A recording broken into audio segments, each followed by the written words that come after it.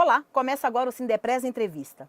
Hoje nós vamos conversar com o cientista social e professor da Universidade Presbiteriana Mackenzie, Rodrigo Augusto Prando. Nós vamos falar sobre reforma política. Como esse assunto tem vários pontos e a gente não tem a oportunidade aqui em 20 minutos de destacar todos, nós escolhemos dois temas: financiamento público e o sistema eleitoral distritão.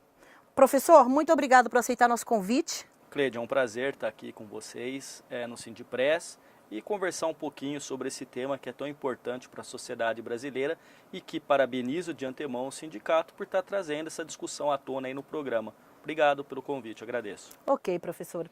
A ideia é justamente essa mesmo, professor. A gente tem, como a gente não tem a função ou a necessidade de trabalhar um jornalismo muito factual, a ideia é trazer aqui, nesses 20 minutos, eu sei que não é tempo suficiente, mas um pouquinho do aspecto educacional sobre esse assunto, né? Até o senhor deu uma ideia para a gente aqui, uma sugestão muito boa, que é tratar disso de uma forma mais pausada ao longo do tempo. E a gente vai pensar sobre essa sugestão sua aqui, de discutir alguns assuntos, mais do ponto de vista educacional para a população, né? Obrigado.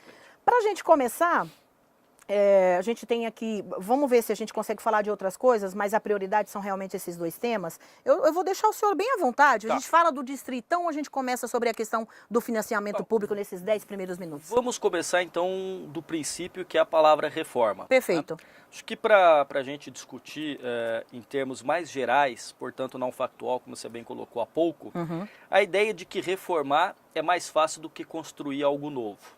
Então a gente reforma uma casa quando ela apresenta algum problema. Então você reforma, você pode fazer algo ali, uma pintura, consertar um encanamento, uma fiação elétrica, portanto é mais fácil reformar do que partir dos fundamentos uma nova construção. A reforma política, e ela tem um amplo aspecto aí de muitos pontos, né, e realmente 20 minutos é pouco tempo, mas é uma reforma que pensa em realmente tratar de melhorar pontos que não seriam tão bons do sistema político. O sistema político brasileiro é um conjunto de atores e instituições que colocam em funcionamento o Estado. Tá? Então são vários desses atores que dentro deles ali nós temos algumas dinâmicas próprias. Uma dessas dinâmicas é o sistema eleitoral, ou seja, como os eleitores escolhem os seus representantes. Então esse sistema político brasileiro, ele é o quê? Ele é presidencialista, ou seja, na figura de que o chefe do executivo é o presidente. Perfeito. Né? Existe uma representatividade por meio do voto, que é universal, ele é direto, ele é intransferível desse eleitor. Então, o sistema eleitoral discute como, portanto, nós vamos eleger desde o município prefeitos e vereadores, para depois deputados estaduais, deputados federais, governadores, presidente da República e também os senadores. Então, o que está em pauta hoje na discussão é uma mudança do atual sistema, que é o chamado sistema proporcional. O sistema proporcional com lista aberta, ou seja, o eleitor ele escolhe um candidato, mas lembrando que quando ele escolhe um candidato, talvez a gente lembre lá da urna eletrônica, os dois primeiros números são relacionados ao partido. Exatamente. O restante é o número do candidato. Então, quando você escolhe um candidato nesse sistema, necessariamente você também está votando no partido ao qual ele pertence. É como se você escolhesse um jogador de futebol e com ele a equipe toda. Tanto que você pode, inclusive, votar apenas na legenda. Exatamente. Este sistema, ele tem que ser realizado por meio de um cálculo, que é o chamado quociente eleitoral e o quociente partidário. Então, ele não é um sistema, como se propõe agora o novo, majoritário que vai eleger quem? O mais votado. Então, veja, o distritão, que seria a mudança desse sistema proporcional para o distritão, a ideia seria o quê? Você pegar, por exemplo, uma cidade ou o estado de São Paulo e transformar num único distrito. Transformando num único distrito, você faz o quê? Você vota efetivamente nos mais votados. Por exemplo, se São Paulo tem direito a 70 cadeiras na Câmara dos Deputados, porque isso é proporcional pela população dos estados, é definido pela Constituição, nessas 70 cadeiras seriam eleitos os 70 mais votados. Alguém diria o seguinte, bom, então isso é algo positivo, porque fielmente vai reproduzir o desejo do eleitor? Nem tanto. Nem tanto, né? Por mais que o argumento possa parecer simples, a questão não é tão simples. Por quê? Primeiro lugar, você eleger aquele que é mais votado você vai estar no limite escolhendo aquele que é mais conhecido. Ou seja, a possibilidade da renovação da Câmara dos Deputados, ela tende a ser muito baixa, porque é óbvio que aquele que tem mandato tem maior visibilidade e, portanto, consegue aparecer mais.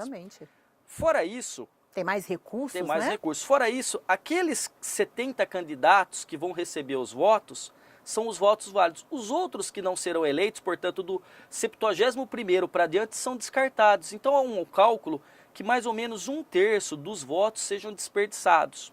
Ou seja, a representatividade que tem que ser melhorada, a qualidade da democracia pode ficar prejudicada. Fora isso, você tem um outro problema, que é o quê? Um desligamento do candidato do partido, porque pouco importa o partido. Exatamente. Pouco importa a ideologia, a plataforma. Então, no fundo, quem vale?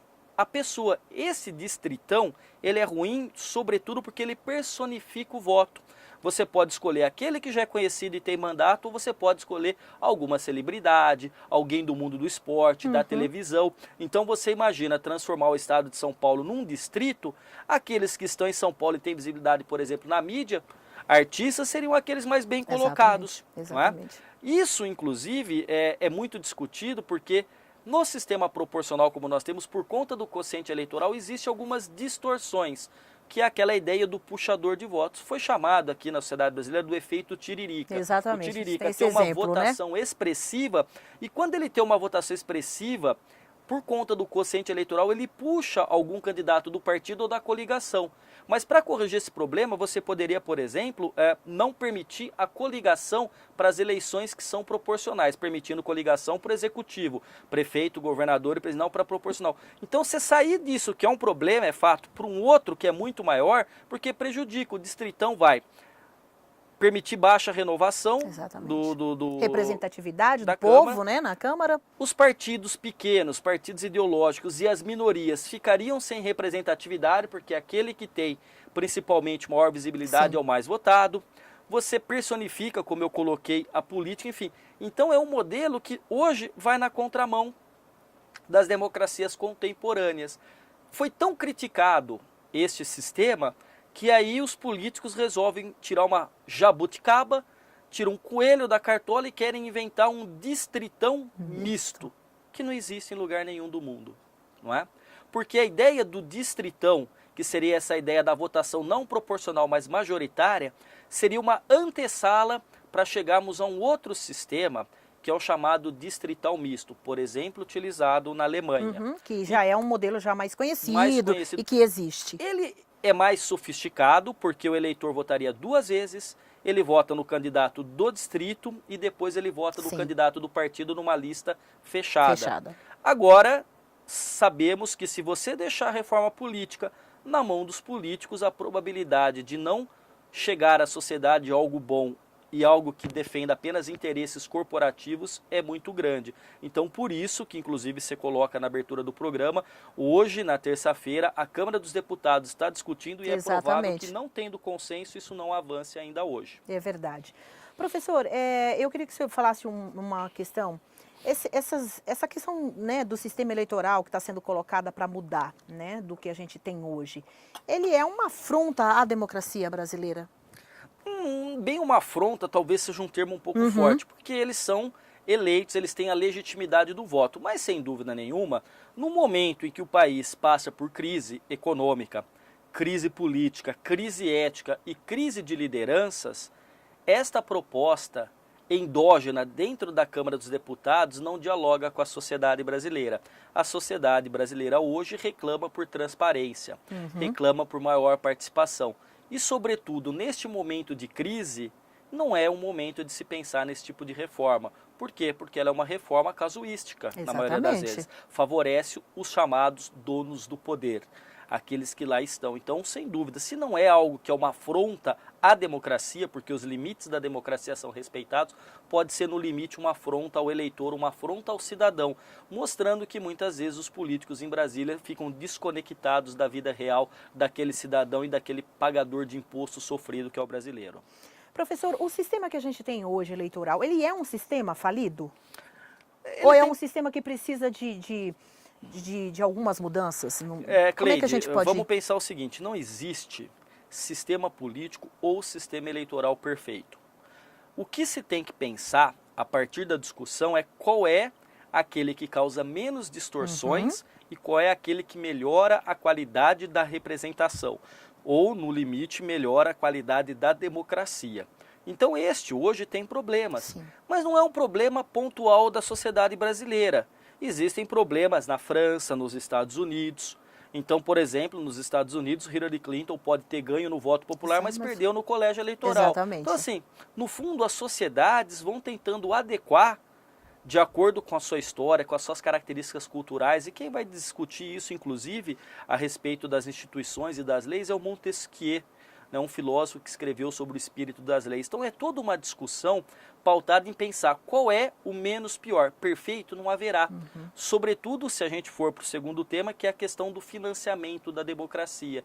Onde há capitalismo, portanto, onde há uma relação em que o poder econômico joga de maneira muito mais pesada e forte do que outros sistemas de poder, como político, cultural e tudo mais, há uma discussão até que ponto o poder econômico distorce a democracia. Então, perfeito não há, mas o sistema político há que melhorar. Sobretudo porque nós vivemos uma sociedade em rede, numa sociedade que nós estamos aqui falando, isso vai para uma plataforma digital, o associado, né, o sindicalizado vai pegar o seu smartphone, vai assistir, vai compartilhar via Facebook. Então, a democracia hoje reclama uma nova posição dos políticos, que na verdade podemos dizer que eles são analógicos no mundo que é praticamente digital e de tempo real. Verdade. Tá ótimo, professor. Muito obrigada por as suas explicações aí nesse primeiro bloco. A gente vai para o intervalo e voltamos já já.